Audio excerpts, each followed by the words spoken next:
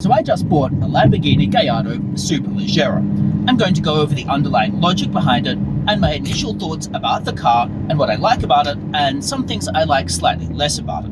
And overall, it's a really nice car. It's better than my pre-LP car, which is relatively unsurprising, and I very much like the purchase. However, if you have any thoughts about Gallardos, about the Superleggera, or about anything else, drop those in the comments below, and otherwise it would be brilliant if you like the video and subscribe to the channel. Alright, so some basic background here is I had for a little while owned a pre-LP Gallardo. I didn't particularly like it. There are a lot of issues I had with it, particularly the jerkiness at low speeds going from a dead stop. I also really didn't like some other aspects of it, such as the basic lack of a hill hold. And that was the main things that I really disliked about it. I could solve some of it with doing a rear-wheel drive conversion, which made the jerkiness at low speeds at least less obvious. However, it then exacerbated the hill hold issue, so it was definitely not a perfect solution. So I sold that car, and then I looked at what to replace it with, and I looked at several options. Now, within the price bracket I was looking at, I had basically LP Gallardos, maybe Huracans, but they were a little bit above the bracket. I also had Ferrari Californias, and I had some things like some older McLarens. So those were basically my options.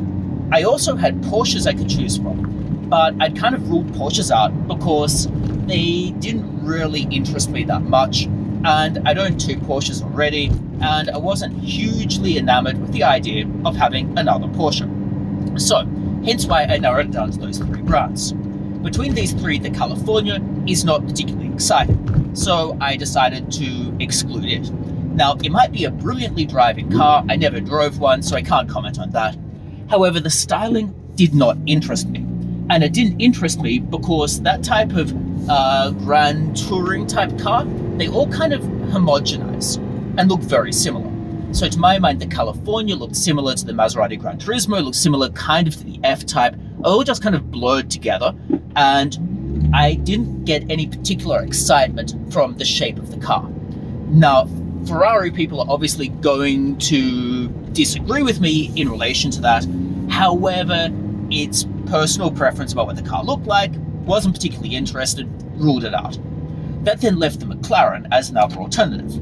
Now, McLarens have notoriously bad reliability. They break a lot, according to most mechanics I talk to, and then repairs take forever, and it's just a nightmare. And I really couldn't be bothered. So this then led me to the Lamborghini. Now, Lamborghinis are notoriously quite reliable. So I looked at the LP Gallardos and also Huracans. Huracans were a little bit more than what I wanted to spend, hence why I went with an LP Gallardo, and in this case, the Superleggera. Now, that then begs the question, why the Superleggera versus the other models? Well, there are really a few options in the LP category. We've got the 560-4, the 550-2, which is a rear-wheel drive car, and then you have the Superleggeras and Performantes. There are some other miscellaneous ones floating around there, but that's pretty much what the options are. So that's basically what I had to choose from. Now, by a weird quirk of exactly when I was looking on the market, it turns out that in fact the Superleggera I bought was marginally higher miles than all of the other LP models, but was priced exactly the same. So between these options, by a weird quirk of the market when I was looking, basically mine ended up working out the best value. So mine has 40,000 kilometers on it. However, the other ones on the market had marginally less at this price point, so 15 to 20,000 kilometers on them. However, mine was priced exactly the same. So I was soaking in 10 to 15,000 more kilometers in terms of my mileage here, but I was paying the same amount for a Superleggera. To my mind, that struck me as an incredibly good deal. Because the Superleggera is demonstrably better, I'm not going to drive very much, so the low kilometer cars weren't going to gain me very much. So hence why I went with this car. Now, in terms of why it's better than the other cars, basically there's quite a few reasons that is significantly better value if you're being charged the same price point.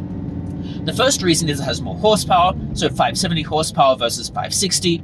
You can tune the cars or get tweaks to get them all to the same level of horsepower, but this is out of the factory. The other major things that are advantages There's some other miscellaneous mechanical tweaks to the Superleggera. It's a lower riding car, etc., etc. Has suspension that's more tuned for racing, essentially. But in terms of the other things that really add a lot of value that people notice, which is what I was mostly interested in, because I'm in finance and I care about how much value it's going to hold, it basically has carbon fiber and Alcantara everywhere, and also has the sport seats. So in terms of carbon fiber everywhere, it has carbon fiber doors, carbon fiber center console, carbon fiber pretty much wherever you can option carbon fiber. And that itself is very expensive to actually do out of the factory. And this is all done in the factory, so it is factory carbon fiber. Now, one can argue about whether carbon fiber is good or bad. However, it is going to add a degree of value because people are going to pay more for an option that existed out of the factory. So that was the first thing. Second thing, the seats themselves are hugely expensive if you wanted to go out and buy them. So the seats, to my mind, are actually quite comfortable. Now, you hear different reports about these. The Alcantara seats, they hug you quite a lot. I'm not exactly a big person, so for me, the seats fit perfectly well. They have, for me, better padding and more cushioning than the standard seats. I prefer these seats from a comfort perspective. Other people don't. So this is personal preference here, and I'm aware that my view is idiosyncratic, but I strongly prefer these sports seats, just in terms of comfort and drivability. I don't find them too rigid. I find they have more than enough support for me. I have no complaints about them, other than maybe that I'd slightly prefer the back position to be a little bit more vertical, but it's not a big deal.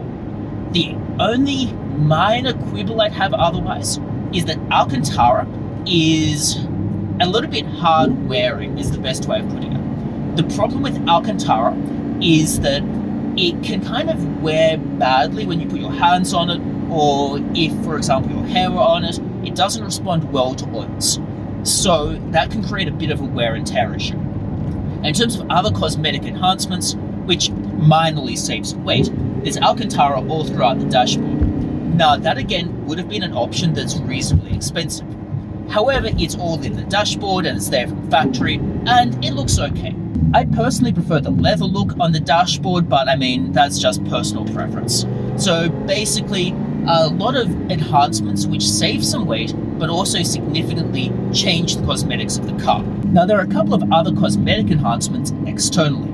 Now, the other external cosmetic enhancements would be a slightly different front bumper, and also there's the Superleggera wing, and there's carbon fiber rear vision mirrors. Now, in terms of the slightly different front bumper, that again is personal preference as to what one likes here, but you do see, at least anecdotally, quite a number of people trying to replicate the Superleggera front bumper. Similarly with the rear wing, which is carbon fiber, you see anecdotally quite a number of people trying to replicate that, and aftermarket shops selling aftermarket Superleggera wings.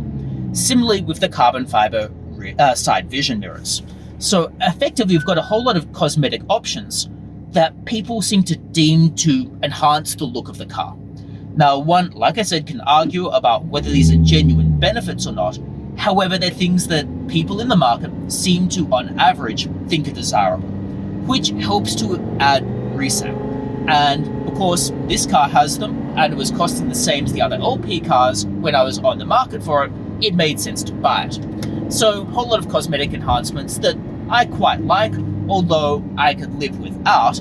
It's just that I like the benefit they might convey in terms of resale and the like. Now, there are other upgrades in the engine bay other than performance ones. So there's a carbon fiber hood, carbon fiber in the engine bay itself, so it looks better but also is marginally lighter.